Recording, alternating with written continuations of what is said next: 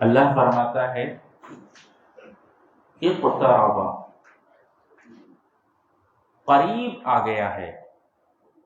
دیکھیے عربی میں قربہ کے معنی ہوتے ہیں قریب آ گیا، کوئی چیز کسی چیز کے قریب آ گئی۔ دیکھیے اب یہ ایک چیز ہے اور یہ ایک چیز ہے، یہ چیز اس کے قریب آ گئی، یہ قریب آ گئی، ٹھیک ہے۔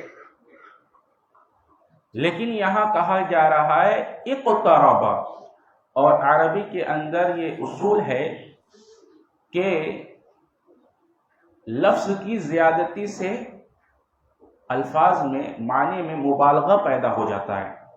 تو یہاں قربہ کے معنی ٹھیک تھا، یہ چیز اس کے قریب آ گئی، یہ ایسے قریب آ گئی، لیکن کہا جا رہا ہے اقترب، ان کے بہت قریب آ گیا ہے، یہ دیکھیے بالکل قریب آ گیا ہے، یعنی ساتھ ساتھ بالکل ہو گیا۔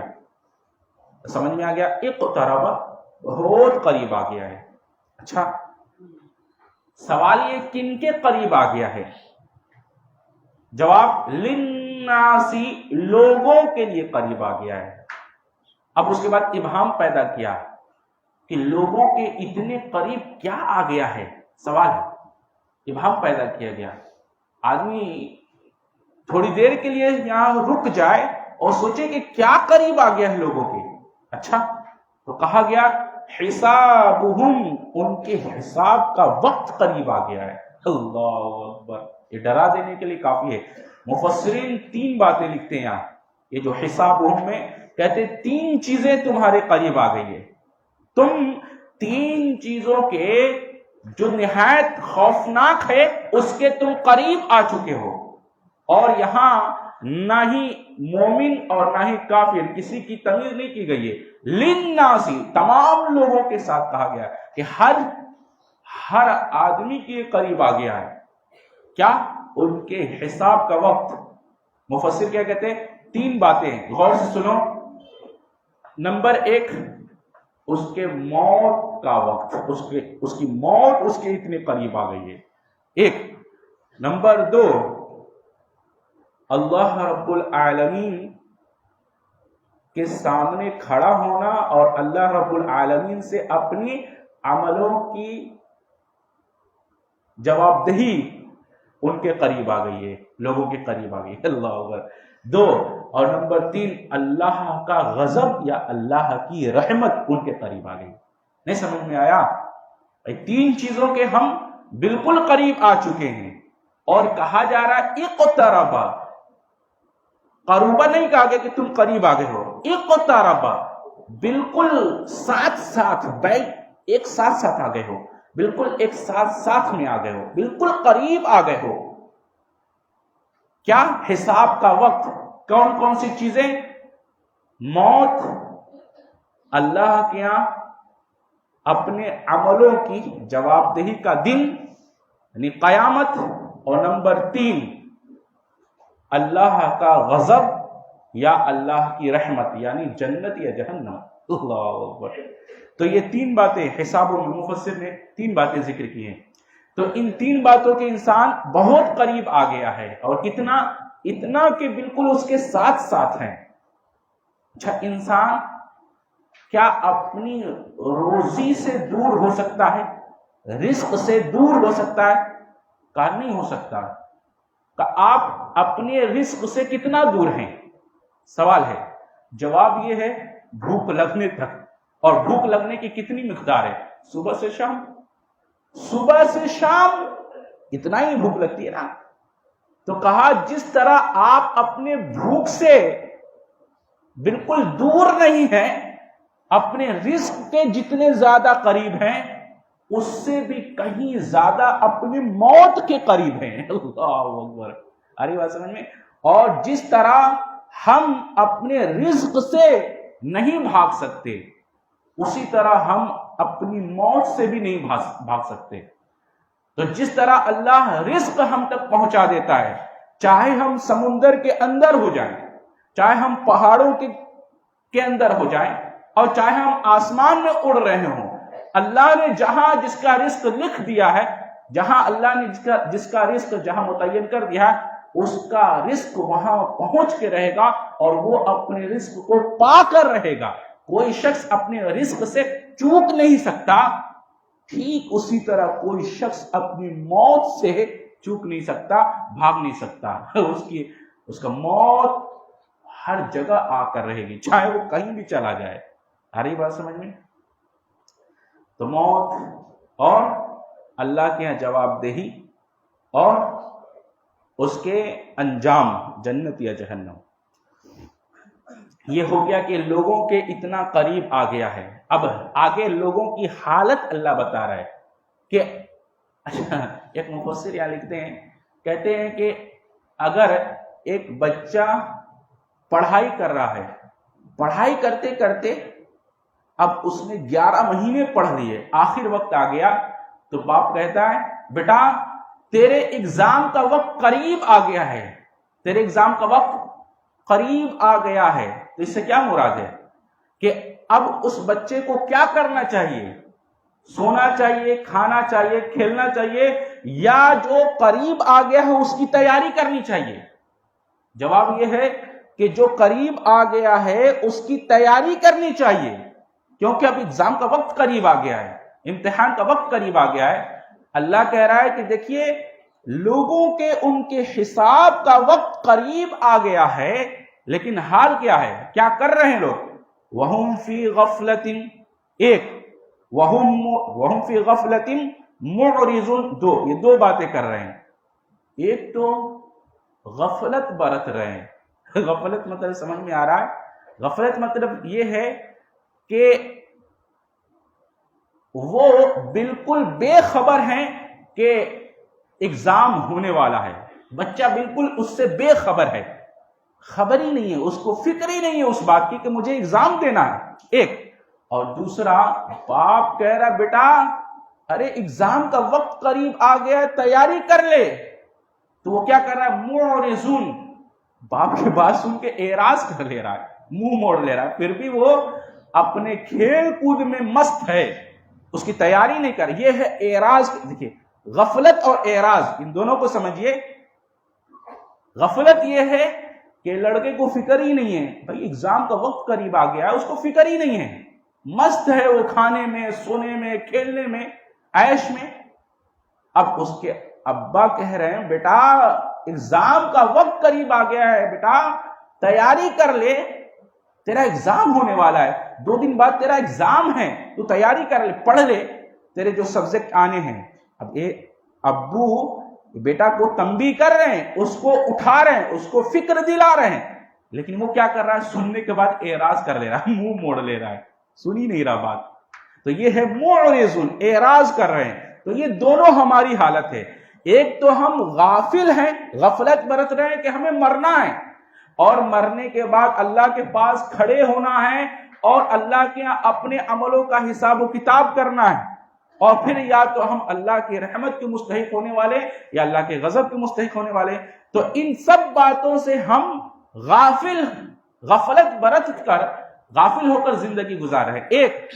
اور اس کے بعد ہمیں تنبیہ کی جا رہی ہے، ہمیں جگایا جا رہا ہے، ہمیں اٹھایا جا رہا ہے، اس سستی سے، اس غفلت سے اٹھایا جا رہا ہے، اللہ کی آیتیں پڑھ کر سنائی جا رہی ہیں، اور ہمیں اللہ رب العالمین کی طرف بلایا جا رہا ہے، لیکن اس کے باوجود ہمارا حال وہی ہے جو اس بچے کا حال ہے، کہ اس کے ابا کہہ رہے ہیں بیٹا پرسوں سے تیرا ایگزام ہے، تو تیاری کر لے، لیکن وہ بچہ منہ موڑ رہا ہے۔ ہم ویسے ہی اٹھانے کے باوجود، سننے کے باوجود اعراض کر رہے ہیں، منہ موڑ رہے ہیں۔ تو یہ ہے غفلت اور یہ ہے معرض، اعراض کرنا۔ سمجھ میں آ گیا نا غفلت اور اعراض کیا ہے؟ تو لوگوں کے لیے ان کے حساب کا وقت قریب آ گیا ہے، لیکن پھر بھی لوگوں کی حالت یہ ہے کہ وہ غافل ہیں اور اعراض کر رہے ہیں، منہ موڑ رہے ہیں۔ آگے اللہ فرماتا ہے ما یأتیہم من ذکر من ربہم محدث الا استمعوہ وہم یلعبون۔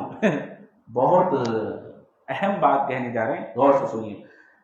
کہہ رہے ہیں ان کے پاس ان کے رب کی طرف سے جو بھی نئی نئی بات نصیحتیں آتی ہیں اسے وہ کھیل کود میں ہی سنتے ہیں۔ کیا مطلب؟ یعنی سنتے تو ہیں لیکن کھیلتے ہوئے سنتے ہیں۔ یہ بات ہو رہی ہے کہ جب کوئی آیت اترتی ہے، جب پیغمبر ان کو سناتے ہیں، جب نبی اور رسول ان کو نصیحت کرتے ہیں تو وہ ان کو سنتے ہیں، لیکن کیسے؟ کھیلتے ہوئے. کہا وَهُمْ يَلْعَبُونَ. اچھا دیکھیے، ایک ہے لعب اور ایک ہے لہو. اس کے بعد آ رہا ہے لاہیۃ قلوبہم، کہ ان کے دل بالکل غافل ہے. تو ایک مفسر یہاں کہتے ہیں دیکھو، ایک ہے لہو اور ایک ہے لعب. ان دونوں میں کیا فرق ہے؟ لہو کیا ہے اور لعب کیا ہے؟ کہتے ہیں لہو یہ ہے کہ آپ اعضاء و جوارح سے، اپنے ہاتھ پاؤں سے ایسے کام کریں جس کا فائدہ نہ دنیا کا ہے نہ آخرت کا. اللہ اکبر. یہ ہے لہو. جیسے آپ کا بچہ ہے اور کیا کرتا ہے؟ وہ آپ کے گھر کی دیوار پر وہ پینسل سے ایسے ایسے لکھ رہا ہے، وہ لکھ رہا ہے، گھس رہا ہے، لکھ رہا ہے. یہ کیا کر رہا ہے؟ وہ یہ لعب ہے. اس کو کہتے ہیں لعب. وہم یلعبون. تو لعب کہتے ہیں ایسے کام کو جو آپ اپنے اعضاء و جوارح سے کرتے ہیں، ہاتھ پاؤں سے کرتے ہیں، لیکن اس کا فائدہ کچھ نہیں ہے، وہ بالکل بیکار کام ہے. جیسے مثال کے طور پر وہ دھیان میں رکھیے کہ وہ وال پر، وہ دیوار پر لکھ رہا ہے، کیا اس کا کوئی فائدہ ہے؟ کوئی فائدہ نہیں ہے. جیسے ایک چھوٹا بچہ ہے اور بڑا بھائی ہے، بڑا بھائی کے کاپی نکال کر وہ چھوٹا بھائی جو ہے وہ اس کی کاپی پہ گھس رہا ہے اور لکھ رہا ہے، پوری کاپی اس نے برباد کر ڈالی. اور بڑا بھائی دیکھ رہا ہے تو نے کیا کیا؟ یہ کاپی برباد کر ڈالی. تو اس نے جو کام کیا اس کو کیا کہیں گے؟ لعب. یہ لعب ہے. اچھا آگے دیکھیے لاہیۃ قلوبہم. اور لہو کیا ہے؟ لہو کہتے ہیں جس کام سے آپ ایسے کام میں لگ جائیں کہ اصل مقصد سے غافل ہو کر آپ کسی دوسرے کام میں مشغول ہو جائیں. کوئی ایسا کام کرنے لگے جس سے اصل مقصد سے آپ غافل ہو جائیں، اس کو کہتے ہیں لعب. اب اس کو کیسے سمجھائیں؟ لہو کہتے ہیں مثلا یوں سمجھ لیں کہ اصل مقصد ہمارا کیا ہے؟ اصل مقصد ہے ہم اللہ کی عبادت کریں، یہی ہے نا؟ تو اصل مقصد ہے کہ ہم اللہ کی عبادت کریں، لیکن ہم کیا کر رہے ہیں؟ ہم چائے کی ہوٹلوں میں بیٹھے ہیں اور چائے کی سسکیاں لے رہے ہیں اور لوگوں سے کہانیاں کر رہے ہیں. لوگ کہانی سنا رہے ہیں اور اس کہانی میں بالکل ہمارا دل محو ہے، بالکل اس میں ڈوبا ہوا ہے، اور چائے کی چستی کے ساتھ وہ کہانی میں میرا دل بالکل محو ہے. اذان ہو گئی لیکن پھر بھی ہم اس کہانی میں مشغول ہیں. دیکھیے ایک ایسے کام میں ہمارا دل مشغول ہو گیا کہ ہم اپنے اصل مقصد سے غافل ہو گئے. اس کا نام ہے لہو. اب سمجھ میں آ گئے؟ تو لہو یہ ہے کہ آپ اصل مقصد کو چھوڑ کر کسی غیر اہم مقصد میں مشغول ہو جائیں، غیر اہم کام میں مشغول ہو کر اصل مقصد سے غافل ہو جائیں، تو ایسے کام کو لہو کہتے ہیں. اور ایسا کام جو آپ اپنے اعضاء و جوارح سے، ہاتھ پاؤں سے کریں، لیکن اس کا فائدہ کچھ نہ ہو، نہ دنیا کا نہ دین کا، تو اس کا نام لعب ہے. تو اسی کو کہتے ہیں لہو لعب. اب سمجھ میں آ گیا لہو کیا ہے اور لعب کیا ہے؟ لعب یعنی اعضاء و جوارح سے جو کام آپ کریں جس کا فائدہ کچھ نہ ہو، اور لہو یہ ہے کہ آپ کا دل ایسے غیر اہم کام میں مشغول ہو جائے کہ اہم کام سے آپ غافل ہو جائیں، مقصد سے غافل ہو جائیں. یہ ہے لہو. اب اتنا سمجھ گئے، اب آیت سمجھیے. اللہ فرما رہا ہے کہ ان کے پاس اللہ کی طرف سے، رب کی طرف سے جو بھی نئی نئی نصیحت اترتی ہے، آتی ہے، تو وہ سنتے ہیں، مگر کیسے؟ وَهُمْ يَلْعَبُونَ. وہ سنتے ہیں کھیلتے ہوئے، کھیل تماشے کی طرح اس کو سنتے ہیں. سن تو رہے کہ کھیل تماشے کی طرح. ایک مفسر یہاں لکھتے ہیں، کہتے ہیں اس کو اس طرح سمجھو کہ بچے کے پڑھنے کا وقت ہو گیا ہے اور بچہ اپنے کھلونوں میں کھیل رہا ہے اور ماسٹر آ کر بیٹھا ہوا ہے، تو آپ کیا کرتے ہیں؟ کہتے ہیں بیٹا تمہارے ٹیچر آ گئے ہیں تو آپ آ جاؤ، آ کر پڑھائی کرو۔ تو وہ کیا کر رہا ہے؟ آپ کی بات سنا اس نے، سننے کے بعد وہ کھیلنے میں ہی مشغول ہے، تو کھیلتے ہوئے آپ کی بات کو وہ سنا لیکن آپ کی بات کو اہمیت نہیں دی، اس نے ادھر سے سنا اور بے توجہ ہو کر اپنے کھیل میں مشغول رہا۔ تو یہ سنا لیکن کھیلتے ہوئے، تو ان کا کیا حال تھا کہ یہ سنتے تھے لیکن کیسے؟ کھیلتے ہوئے۔ اللہ اکبر۔ تو اللہ کہتا ہے کہ وَهُمْ يَلْعَبُونَ، دیکھیں إِلَّا اسْتَمَعُوهُ وَهُمْ يَلْعَبُونَ، انہوں یہ سنتے ہیں مگر کیسے؟ کھیلتے ہوئے۔ لَاهِيَةً قُلُوبُهُمْ، اور ان کے دل بالکل غافل ہے، یعنی یہ سن تو رہے ہیں لیکن یہ سننا غفلت کے ساتھ اور لہو اور لعب کے ساتھ ہے، کھیل تماشے کی طرح ہے، یہ اس چیز کو بالکل توجہ نہیں دے رہے ہیں۔ اس سے ایک مفسر لکھتے ہیں کہ جب بھی اللہ اس کے رسول کا ذکر کیا جائے یا جہاں قرآن پڑھی جائے یا قرآن کا کہیں ذکر کیا جائے تو اس طرح نہ اس کو سنو کہ ایک طرف ذکر کرنے والا بیان کر رہا ہے اور دوسری طرف تم موبائل میں لگے ہو اور تم ایسے ادھر جا رہے ہو، پھر وہ ادھر جا رہا ہے، وہ ادھر اس کو اشارے کر رہا ہے، وہ اس کو اشارے کر رہا ہے۔ کہا یہ جو حرکت ہے یہ بالکل نامناسب حرکت ہے کہ تم سن رہے ہو لیکن کس طرح؟ یہی کام کر رہے ہو۔ یہ کھیلتے، یہ نہیں چلے گا، ایسا نہیں چلے گا۔ ان کا کیا حال تھا؟ ان کا یہ حال تھا، یہ سنتے تھے لہو اور لعب کے ساتھ، کھیل تماشوں کی طرح بالکل غافل ہو کر، غفلت کے ساتھ۔ لاہیتن قلوبہم، اور ان کے دل غافل ہیں۔ وَأَسَرُّوا النَّجْوَىٰ الَّذِينَ ظَلَمُوا هَلْ هَٰذَا إِلَّا بَشَرٌ مِثْلُكُمْ، اور ان ظالموں نے چپکے چپکے سرگوشیاں کی۔ کیا کہا انہوں نے؟ کہ یہ تم جس کی کلام سنتے ہو یہ تو ہماری طرح انسان ہے، ہماری طرح انسان ہے۔ الحمدللہ اس پر ایک مفسر ہے، کیا اللہ جواب اس سوال کا، ان کے اس اعتراض کا جواب دیا ہے۔ کہتے ہیں یہ تمہاری طرح انسان ہی ہے، اس میں کوئی شک نہیں ہے، لیکن یہ تمہاری طرح نہیں ہے۔ اللہ اکبر۔ کیا کہہ رہے؟ کہہ رہے یہ تمہاری طرح انسان ہی ہے، اس میں کوئی شک نہیں ہے، لیکن یہ تمہاری طرح نہیں ہے۔ اور پھر کیا کہتے ہیں؟ دیکھو اس کو اس طرح سمجھو جیسے کہ تم کسی ایک بے انتہا شجر اور بے انتہا، یوں کہہ لیجئے کہ بہت بڑا جنگل ہے اور اس میں آپ کسی کام سے گئے اور بھول گئے راستہ، جنگل کے بیچوں بیچ راستہ بھول گئے کہ نکلنا کدھر سے ہے، اور کیا کر رہے ہیں آپ؟ دوڑ رہے ہیں، ادھر دوڑ رہے ہیں، پھر ادھر دوڑ رہے ہیں، پھر ادھر دوڑ رہے ہیں، اور چاروں طرف دوڑ دھوپ کر اور تھک ہار کر روتے روتے بیٹھ کر رو رہے ہیں، اور روتے روتے آپ سو گئے، بالکل مایوس ہو گئے۔ اب آپ کو ایسا لگا کہ اب جو ہے ہمیں راہ ملنے والا نہیں ہے، اب ہم تو مر ہی جائیں گے، اب اسی جنگل میں ہم مر ہی جائیں گے، اب یہاں سے ہم نکلنے والے نہیں۔ مایوس ہو کر روتے روتے آپ سو گئے۔ اب ایک شخص آتا ہے اور دیکھتا ہے، اٹھاتا ہے، اٹھو اٹھو، وہ اٹھتا ہے، کہتا ہے کون؟ کہا ارے بھائی کیا بات ہے یہاں سوئے پڑے ہو؟ کہا ارے میں کیا بتاؤں، میں آیا تھا کسی کام سے لیکن میں راستہ بھول گیا، اب تو میں مرنے ہی والا ہوں۔ کہا ارے ایسی کیا بات ہے، چلو ہمارے ساتھ چلو، ہم راستہ تمہیں دکھاتے، ہم لے کر چلتے تمہیں۔ اب یہ کیا کہتا ہے؟ یہ کہتا ہے ارے تو میری طرح انسان ہی ہے، تو کیسے نکالے گا؟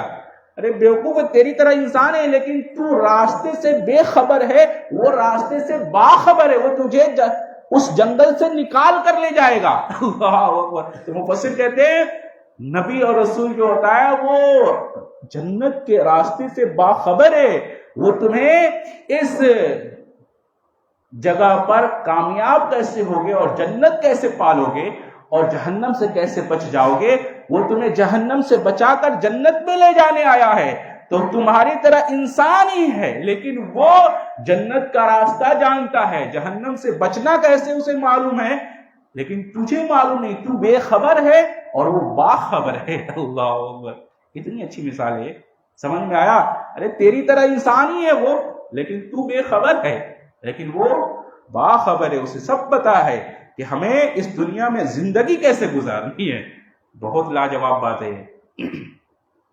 هل هذا الا بشر مثلكم افتأتون السحر وانتم تبصرون. کیا وجہ ہے؟ کہتے ہیں دیکھیں 4 اعتراضات، 4 الزامات رسول اللہ صلی اللہ علیہ وسلم پر انہوں نے لگائے. دیکھیں پہلے کیا کریں، کیا وجہ ہے کہ تم دیکھتے ہو، اپنی آنکھوں سے دیکھتے ہو اور پھر بھی سمجھتے نہیں کہ یہ جادوگر ہے. جادو میں آ جاتے ہو، اس کی بات سن لیتے ہو. تو پہلا الزام یہ کہ یہ ساحر ہے، جادوگر ہے. اب دیکھیے دوسری بات، بل قالوا اضغاث احلام. اضغاث احلام، اضغاث کو سمجھیے جیسے یوں سمجھ لیں کہ سوکھی ہوئی تنکے، سوکھے ہوئے تنکے ہوں. یہ 1 تنکا، 2 تنکا، 3 تنکا، 4 5 6 10 تنکے. اس کو کیا کیا ہم نے، ایک رسی سے ایسے گانٹھ باندھ دی، یہ 1 ہو گیا. اور پھر 10 دن کے لیے پھر گانٹھ باندھی، 2 ہو گیا. پھر گانٹھ باندھی، 3 ہو گیا. پھر ایسے کئی سارے ہو گئے. تو یہ کیا ہو گیا، ازغاث. اس کو کہتے ہیں عربی میں ازغاث. تو یہ کہتے ہیں ازغاث احلام. ارے یہ جو بولتے ہیں یہ ازغاث احلام، یہ ازغاث احلام ہے. یعنی یہ ایک خواب دیکھتے ہیں، پھر دوسرا خواب دیکھتے ہیں، پھر تیسرا خواب دیکھتے ہیں، اور ان سب کو ملا کے کہہ دیتے ہیں کہ یہ قرآن ہے. اللہ، یعنی یہ کہتے ہیں کہ یہ خواب دیکھتے ہیں اور بہت سارے خواب کو جمع کر کے اور اس کو بیان کرتے ہیں اور کہتے ہیں یہ قرآن ہے. اللہ، سمجھ میں آیا؟ یہ دوسرا الزام، یہ ازغاث احلام یہ ہے. اس کے بعد کہتے ہیں بل افتراہ بل هو شاعر. یہ تیسرا ہے. پھر کہتے ہیں ارے یہ شاعر ہیں، یہ شعر کہتے ہیں. یہ تیسرا. اور چوتھا فَلْيَأْتِنَا بِآیَةٍ كَمَا أُرْسِلَ الْأَوَّلُونَ. اور پھر کہتے ہیں کہ ارے یہ شاعر ہیں اور یہ گڑھ لیتے ہیں. تو یہ گڑھ لیتے ہیں، یہ چوتھی بات. کتنی بات ہو گئی؟ دیکھیں پہلے کیا کہہ رہے ہیں، پہلے انہوں نے کہا کہ یہ کیا ہے بتاؤ، جادوگر، ساحر ہیں، جادوگر ہے. اور پھر کیا کہا، بہت سارے خواب کو جمع کر کے یہ وہ کہہ دیتے یہ ہے، یہ قرآن ہے. اور پھر کہتے ہیں یہ شاعر ہیں. اور پھر کیا کہتے ہیں، یہ خود ہی گڑھ لیتے ہیں. یہ 4 الزامات ان لوگوں نے رسول اللہ صلی اللہ علیہ وسلم کو لگائے. ایک مفسر کہتا ہے کہ ایک آدمی سچ کو 10 بار سچ ہی کہتا ہے، وہ بات ایک ہی ہوتی ہے چاہے 10 بار کہے. اور ایک جھوٹا آدمی جب 10 بار بات کہتا ہے تو 10 باتیں کہتا ہے، کیونکہ وہ بات جھوٹی ہے. اللہ، نہیں سمجھ میں آیا؟ ارے سمجھا کرو. کیا سمجھ میں آیا؟ ایک جھوٹا آدمی اگر ایک بات کہتا ہے تو 10 بار آپ پوچھو تو 10 بار 10 باتیں کہے گا، کیونکہ وہ بات ہی جھوٹی ہے. اور اگر ایک سچے آدمی سے پوچھو ایک ہی بات 10 بار پوچھو تو وہ 10 بار وہی ایک بات کہے گا، کیونکہ وہ سچا ہے، وہ بات سچی ہے. اللہ، تو چونکہ ان کی بات ہی جھوٹی تھی تو یہ خود ہی تردد میں تھے، شاعر ہے یا ساحر ہے، جادوگر ہے یا شاعر ہے، شعر کہنے والا ہے، یا یہ ازغاث و احلام، خوابوں کا نچوڑ، خوابوں کا مجموعہ بیان کرنے والا ہے، یا پھر یہ خود ہی گڑھ کر بیان کرتا ہے. آخر ہے کیا؟ یہ چاروں باتیں انہوں نے، یہ 4 الزامات لگائے. ما آمنت قبلہم من قریۃ اہلکناھا افہم یؤمنون. ان سے پہلے جتنی بستیاں ہم نے اجاڑی سب ایمان سے خالی تھی، تو کیا اب یہ ایمان نہیں لائیں گے؟ اللہ اکبر. ایک مفسر یہاں اس کی شرح کرتے ہوئے لکھتے ہیں جب تک قومیں ایمان والی رہتی ہیں اللہ کا عذاب نہیں آتا. تو اللہ کے عذاب میں آڑ ایمان ہے. اگر تم ایمان والے رہو تو ایسا ہو ہی نہیں سکتا کہ تم ایمان والے ہو اور اللہ کا عذاب آ جائے، کیونکہ اللہ کے عذاب میں آڑ ایمان ہے. تو اللہ کہتا ہے کہ بہت سی بستیاں پہلے ایسی ہوئی، ہم نے اجاڑ دی، ہم نے ان پر عذاب بھیجے کیونکہ وہ ایمان سے خالی تھی. اللہ، کیوں اجاڑ دی؟ کیونکہ ایمان سے خالی تھی. تو کیا یہ اب بھی ایمان نہیں لا رہے؟ اللہ اکبر. کہہ رہے اب دیکھ لو پچھلی قومیں جن کو ہم نے اجاڑ دی، جو عذابات ہم نے بھیجے تھے، کیوں بھیجے؟ کیونکہ وہ اپنے رسول پر ایمان نہیں لائی، تو ہم نے ان پر، اللہ ڈرا رہا ہے. تو کیا اب بھی تم ہمارے رسول پر ایمان نہیں لاتے، ان کے اوپر یہ الزامات لگاتے ہو؟ اللہ اکبر. سمجھ میں آ رہا ہے نہیں آ رہا ہے؟ میرے رسول کو اب بھی تم جھٹلا رہے ہو، میرے نبی کو اب بھی جھٹلا رہے ہو، جبکہ تم سے پہلی قوموں پر ہم نے جو ایمان نہیں لائی تو ہم نے ان بستیوں پر عذاب بھیجے اور اجاڑ دیے. آگے اللہ فرمایا وَمَا أَرْسَلْنَا قَبْلَكَ إِلَّا رِجَالًا نُوحِي إِلَيْهِمْ فَاسْأَلُوا أَهْلَ الذِّكْرِ إِن كُنتُمْ لَا تَعْلَمُونَ. اب جو کہنے جا رہے ہیں شاید آپ نے کبھی سنا ہو، بہت غور سے سنیے. کیا ہے؟ کہتے تجھ سے پہلے بھی جتنے پیغمبر ہم نے بھیجے وہ کیا تھے؟ وہ سبھی مرد تھے. معلوم یہ ہوا کہ سارے پیغمبر میل آئے، فیمیل کوئی نبیہ نہیں ہوئی ہے. ایک بات. دوسری بات اللہ فرماتا ہے فَاسْأَلُوا اہل ذکر، اگر تم نہیں جانتے تو تم سوال کرو اہل ذکر سے. ایک مفسر لکھتے ہیں من عنده ذکر، اللہ نے نہیں کہا جس کے پاس ذکر ہے اس سے پوچھو، نہیں کہا جو ذکر والے ہیں ان سے پوچھو. یعنی کہ سوال اس سے کیا جائے گا جو علم والے ہیں، جن کے پاس علم ہے ان سے نہیں کیا جائے گا.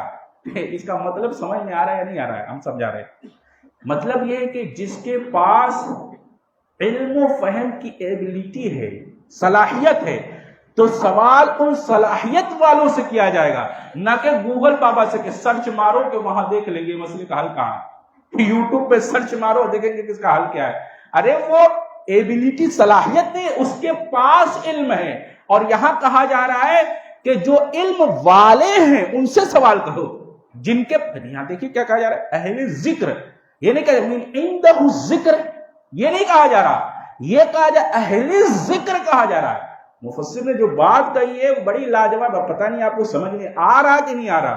ارے بھائی جن کے مکتب میں اتنی ساری کتابیں ہیں، اب آپ کو کیا کرنا ہے؟ آپ کو مسئلہ معلوم کرنا ہے.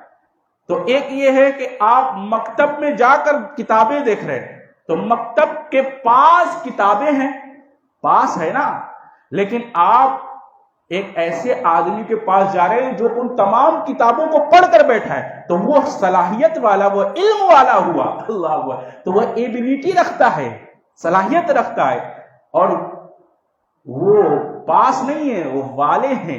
پاس اور والے کو سمجھ لیجئے تو بات سمجھ میں آ جائے گی. تو من عنده ذکر نہیں کہا، اللہ نے کہا من اہل ذکر کہا. تو یہ لفظ کو پکڑ لیجئے کہ اہل ذکر سے سوال کرنا ہے، نہ کہ اس طرح سوال کرنا ہے. آگے اللہ فرماتا ہے وَمَا جَعَلْنَاهُمْ جَسَدًا لَّا يَأْكُلُونَ الطَّعَامَ وَمَا كَانُوا خَالِدِينَ. ہم نے ان کے ایسے جسم نہیں بنائے تھے کہ وہ کھانا نہ کھائیں اور نہ وہ ہمیشہ رہنے والے تھے. رسولوں کی، انبیاؤں کی دو کوالٹی بتائی ہے اللہ نے. کہا ان کے ہم نے ایسے جسم نہیں بنائے کہ وہ کھانا نہ کھائیں اور یہ ہمیشہ رہنے والے ہوں. اس لیے کہ جسے بھوک لگتی ہے وہ محتاج ہوتا ہے. ارے بات سمجھ میں. اور جو کھانا کھائے وہ فرشتہ نہیں ہوتا، چاہے وہ فرشتہ انسان کی صورت میں کیوں نہ آ جائے. وہ انسان، وہ فرشتہ، وہ نور، وہ نوری مخلوق جو انسان کی صورت میں آئے ہیں وہ بھی کھانا نہیں کھاتے. اس کی دلیل خود قرآن دیتا ہے. حضرت لوط علیہ السلام کے پاس جو انسانی صورت میں فرشتے آئے تھے، ابراہیم علیہ السلام نے ان کے سامنے کیا رکھا؟ بنا ہوا بچڑا. کیا انہوں نے کھایا؟ نہیں کھایا. تو جو نوری مخلوق ہیں وہ گرچہ انسان کی صورت میں کیوں نہ آ جائے پھر بھی وہ کھانا نہیں کھاتے. اور جو کھانا کھاتے ہیں وہ کبھی بھی نوری مخلوق نہیں ہو سکتے، وہ نور نہیں ہو سکتے. وہ کیا ہوں گے؟ وہ انسان ہی ہوں گے. تو اللہ تعالیٰ کہتا ہے کوئی رسول ہم نے نہیں بھیجا. جہاں دیکھیے یہ کہا جا رہا ہے کہ کوئی ایسا نہیں بھیجا، کوئی رسول، کوئی نبی ایسے نہیں آئے جو بشر نہ تھے، جو کھاتے نہ ہوں، اور کوئی ایسے نہیں آئے جو ہمیشہ رہنے والوں. یعنی سب پیدا ہوئے، سب کھانا کھاتے تھے اور سب مر گئے، سب پر موت طاری ہوئی. اس سے بڑی دلیل اور کیا ہو سکتی ہے؟ کسی کے بھیجے میں نہ آئے تو اس کی بھیجے کی خرابی ہے، اس سے زیادہ واضح اور کیا ہو سکتی ہے؟ اب آگے اللہ فرماتا ہے لقد انزلنا الیکم کتابا فیہ ذکرکم افلا تعقلون، یقیناً ہم نے تمہاری جانب ایک ایسی کتاب نازل فرمائی ہے جس میں تمہارا ہی ذکر ہے، فیہ ذکرکم، اللہ اکبر۔ حنف بن قیس رضی اللہ تعالیٰ عنہ یہ آیت سنے، وہ آیت سن کر کہتے ہیں کہ کیا اس میں اللہ نے میرا ذکر کیا ہے؟ کیا میرے بارے میں اللہ نے اس میں ذکر کیا ہے؟ لاؤ قرآن لاؤ میں دیکھوں اللہ نے میرا ذکر کہاں کیا ہے۔ اب پڑھنے لگے قرآن، اپنے آپ کو قرآن میں ڈھونڈنے لگے کہ میں کہاں ہوں۔ اللہ، ایسے ایسے لوگ ہیں، میں کہاں ہوں، اللہ نے میرا ذکر کہاں کیا، میں دیکھوں کہاں ہوں۔ وہ پڑھتے پڑھتے پڑھتے کئی لوگوں کے حالات پڑھے گئے، کافروں کے، مشرکوں کے اور سچے پکے مومن کے، شہداء کے، سب کے حالات پڑھتے گئے۔ کہا میں تو ان لوگوں میں سے نہیں ہوں، میں ان لوگوں میں سے نہیں ہوں، میں ان میں سے بھی نہیں ہوں۔ پھر وہ سورہ توبہ کے آیت نمبر 102 پڑھا ہے، جس میں یہ ہے کہ اللہ فرماتا ہے کہ تم میں سے ایسے لوگ ہیں جنہوں نے ملے جلے اعمال کیے، کچھ نیکیاں بھی کی ہیں اور کچھ برائیاں بھی کر لی، لیکن وہ اپنی رب سے رحمت کی امید کرتے ہیں، ان قریب ہے کہ اللہ انہیں بخش دے۔ اللہ اکبر۔ جیسے یہ پڑھے زارو قطار چیز پڑھے اور کہنے لگے کہ اللہ کا احسان ہے کہ اللہ نے میرا ذکر نہیں چھوڑا، یقیناً میں انہی لوگوں میں سے ہوں۔ سمجھ میں آیا نہیں آیا؟ میں انہی لوگوں میں سے ہوں کہ جن کے ملے جلے اعمال ہیں، اچھائیاں بھی ہیں اور برائیاں بھی ہیں، لیکن وہ اپنے رب سے امید رکھتے ہیں کہ اللہ میری برائیوں کو بخش دے گا، اللہ اکبر، اس کی رحمت سے امید رکھیے۔ تو یہ فیہ ذکرکم۔ ایک اور مفسر ہے، لکھتے ہیں، کہتے ہیں کہ کیا تمہیں پتا ہے، تمہیں معلوم ہے کہ قرآن کا موضوع کیا ہے، اس کا عنوان کیا ہے؟ آپ میں سے کس کو معلوم ہے؟ بتائیے کہ قرآن کا عنوان کیا ہے، موضوع کیا ہے؟ قرآن کا عنوان انسان ہے، ہم اور آپ ہیں۔ یہ قرآن کا عنوان ہے، یہ موضوع ہے۔ قرآن پورا کا پورا صرف ہم پر گفتگو کرتا ہے، ہمیں بتاتا ہے کہ تمہیں کیسا بننا ہے، تمہیں کیسی فکر رکھنی ہے، کیسا منہج رکھنا ہے، کس راستے پر چلنا ہے، کس طرح زندگی گزارنی ہے، کس قانون کو ماننا ہے، کس طرح جینا ہے، کس طرح مرنا ہے۔ اللہ اکبر۔ اے سے لے کر زیڈ تک اور تمام کے تمام حالات کس طرح گزارنے ہیں، تمام قوموں کا تذکرہ، تمام لوگوں کا تذکرہ، انفرادی، اجتماعی، چھوٹا بڑا، ہر چیز اس کے اندر موجود ہے۔ اللہ اکبر۔ تو اس کا عنوان انسان ہے، یہ انسانوں پر گفتگو کرتا ہے۔ اللہ اکبر۔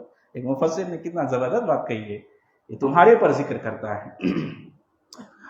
وَقَمْ قَسَمْنَا مِنْ قَرْيَةٍ كَانَتْ ظَالِمَةً وَأَنشَأْنَا بَعْدَهَا قَوْمًا آخَرِينَ۔ اللہ کہتا ہے، دل دہلا دینے والی ہے، 3 آیتیں ایک ساتھ ہے، اگر کوئی اس کو پوری توجہ کے ساتھ، غور و فکر کے ساتھ پڑھ لے، میں سمجھتا ہوں کہ پھر وہ کھانا حلق سے نیچے نہیں اتار سکے گا۔ اور اتنی خطرناک اور اتنی زیادہ اللہ رب العالمین نے اس میں ڈرایا ہے۔ دیکھیے کہ بہت سی بستیاں ہم نے تباہ کر دی، ہلاک کر دیے۔ کیوں؟ سوال ہے کیوں اللہ تم نے ایسا کیوں کیا؟ کیونکہ وہ ظالم تھی۔ نہیں سمجھے؟ کیونکہ وہ ظالم تھی، وہ ظلم کرنے والی تھی۔ اچھا پھر کیا کیا تو نے اللہ؟ اور ان کے بعد ہم نے ان کی جگہ دوسری قوم کو ہم لے آئے۔ اللہ اکبر۔ تو جب قومیں ظلم کرتی ہیں تو اللہ کا عذاب آتا ہے اور ان کو اس طرح اکھاڑ پھینکتا ہے جیسے کبھی وہ بسے ہی نہ تھے، کبھی تھے ہی نہیں۔ ظلم کا انجام یہ ہوتا ہے، اللہ ظالموں کو کبھی نہیں چھوڑتا ہے، دنیا ہی میں وہ اپنے اس کرتوت کا، اس ظلم کی سزا بھگتتا ہے۔ تو ایک ہو گئی۔ اچھا آگے دیکھیں، فلما احسوا بأسنا اذا هم منها يركضون۔ آگے اللہ فرماتا ہے جب انہوں نے ہمارے عذاب کا احساس کر لیا تو لگے اس سے بھاگنے۔ کون تھی؟ جب اس کو احساس ہوا ارے اب تو عذاب آنے ہی والا ہے، جب ان کو احساس ہو گیا تو کیا کرنے لگے؟ وہ اپنے بنگلوں سے، اپنے رہائش، اپنی جگہوں سے وہ نکل کر بھاگنے لگے۔ پھر کیا کیا اللہ نے؟ لا ترکضوا وارجعوا۔ اب آیا وہاں، رک جاؤ، ٹھہر جاؤ۔ کیا کریں ہم؟ کہا وارجعوا، پلٹ جاؤ، لوٹ جاؤ تم سب۔ پھر کہاں جائیں؟ آگے دیکھیے، الا ما اسقی، آگے کہا جا رہا ہے الا ما اترفتم فیہ ومساکنکم لعلہم تسألون، کہاں جائیں لوٹ کر؟ کہا ان جگہوں پر تم جہاں دادے عیش کیا کرتے تھے، وہ شرابیں آ رہی ہیں، وہ ناچ گانے ہو رہے ہیں، وہ لڑکیاں گا رہی ہیں، اور وہ عیش کی زندگی جہاں تم دادے عیش کیا کرتے تھے، عیش کیا کرتے تھے، لوٹ جاؤ ان جگہوں میں، اور ان جگہوں میں جہاں تم رہتے تھے، جن بنگلوں پر تم ناز کرتے تھے، لوٹو اس طرف۔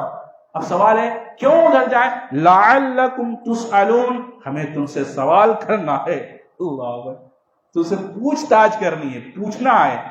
تو پہلے اللہ نے ظالموں کا ذکر کیا، اور پھر دیکھیے کس قدر ڈرایا گیا ہے، کس قدر یہاں بتایا گیا ہے کہ جیسے ہی وہ بھاگنے لگے فوراً روک کر کہا گیا پلٹو، لوٹو، کہاں جائیں؟ جہاں تم دادے عیش کیا کرتے تھے، اللہ کے محرمات کا ارتکاب کیا کرتے تھے اور عیش کی زندگی جیتے تھے۔ کیوں جائیں؟ لعلکم تسألون، تاکہ تم سے سوال کیا جائے، اللہ اکبر۔ آگے دیکھیے قالوا یا ویلنا انا کنا ظالمین، کہنے لگے کہ ہائے میری خرابی، کہ بے شک ہم ہی ظالم تھے۔ کہتے ہیں اللہ رب العالمین، ایک مفسر یہاں لکھ رہا ہے کہ اللہ رب العالمین کو اگر کسی انسان کو ایمان دلانا ہے، ایمان بالغیب اگر اس کو مطلوب نہ ہوتا، ایک فرشتہ صرف ظاہر ہو جاتا، سب کے سب ایمان لے آتے، صرف دیکھ کر اس طرح دہشت زدہ ہو جاتے، خوف زدہ ہو جاتے کہ دیکھ کر ایمان لے آتے ایسا۔ لیکن اللہ کو ایمان بالغیب چاہیے، اس لیے اللہ رب العالمین نے فرشتے کو ظاہر نہیں کیا ہے، اور کہا کہ یہ جیسے ہی ان کے اوپر عذابات آئے فوراً یہ خود کو ملامت کرنے لگے۔ کتنے ایسے ڈھیٹ ہوتے ہیں جو جن کا جرم قبول کروانے کے لیے ان کو 3rd ڈگری دی جاتی ہے۔ اللہ کہتا ہے ایسا ہمیں نہیں کرنے کی ضرورت ہے، ایک فرشتہ سے دکھا دیں گے، تم سب کے سب اپنے جرم کو قبول کرنے لگو گے۔ تو یہ کہنے لگے یقیناً ہماری خرابی ہے کہ ہم ہی ظالم تھے۔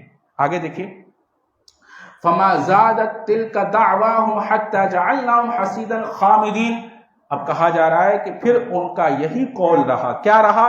یہاں تک کہ ہم نے انہیں جڑ سے کٹی ہوئی کھیتی اور بجھی ہوئی پڑی ہوئی آگ کی طرح کر دیا۔ کہتے رونے لگے، گڑ گڑانے لگے، اللہ معاف کر دے ہم ہی ظالم تھے، رو رہے ہیں، گڑ گڑا رہے ہیں، لیکن ہم نے کیا کیا؟ یہاں دیکھیے 2 لفظ ہے جو انسان کو دہلا دیں گے، فما زالت تلک دعواہم حتی جعلناہم حصیداً ایک، اور خامدین 2۔ حصیداً جانے کس کو کہتے ہیں؟ جیسے بالیاں ایسے کھڑی ہوں اور ان کو کاٹ دیا جائے تو کیسے پڑ جاتی ہیں، مطلب مرے پڑے ہیں۔ اچھا، اور خامدین جیسے بجھی ہوئی چنگاری، کیونکہ جب مال آتا ہے تو گرمی زیادہ آ جاتی ہے، بڑی گرمی آ جاتی ہے۔ اللہ کہتے بہت گرمی تھی نا، اب تمہاری گرمی ہم نے اس طرح نکال دی کہ تم بجھی ہوئی چنگاری کی طرف پڑے ہو۔ نہیں دہل لائے دل، بجھی ہوئی چنگاری، وہ ایسے پڑے ہیں۔ اچھا، آگ جلتی ہے اور جب وہ بجھ جاتے ہیں، راکھ ہو جاتے ہیں، تو کیسا راکھ وہ پڑا رہتا ہے؟ کہ تمہاری حالت ایسی ہو گئی۔ پہلے تو تم دادے عیش لیا کرتے تھے، اللہ کے محرمات کا ارتکاب کرتے تھے، جب اللہ نے پکڑا تو بھاگنے لگے، فوراً فرشتہ آیا اور لوٹ جاؤ اپنے مکانوں کی طرف، اپنے ان جگہوں کی طرف جہاں تم اللہ کے محرمات کرتے تھے۔ کہا کس لیے؟ تاکہ تم سے سوال کیا جائے، اور پھر وہ خود کو ملامت کرنے لگے ہم ہی ظالم تھے۔ پھر اللہ نے کیا کیا؟ ان کو حصیداً خامدین کہا، اس طرح بالکل پیس کر چورا چورا کر دیا، بستیاں چورا چورا، کہا بستی والے نہیں، بستی کو ہی چور چور کر دیا ہم نے۔ پھر بستی والوں کا کیا حال ہوا ہوگا؟ پوری بستی کو چور چور مسل دیا گیا، پھر ان کے رہنے والوں کا کیا حال ہوا ہوگا؟ سمجھ میں آ رہا ہے؟ پھر ہم نے ان کو ایسا کر دیا جیسے بجھی ہوئی چنگاری ہو۔ یہ تھا 17ویں پارے کا ایک مختصر سا خلاصہ۔ اللہ سے دعا ہے اللہ ہمیں اچھی سمجھ، اچھی عمل کی توفیق عطا فرمائے۔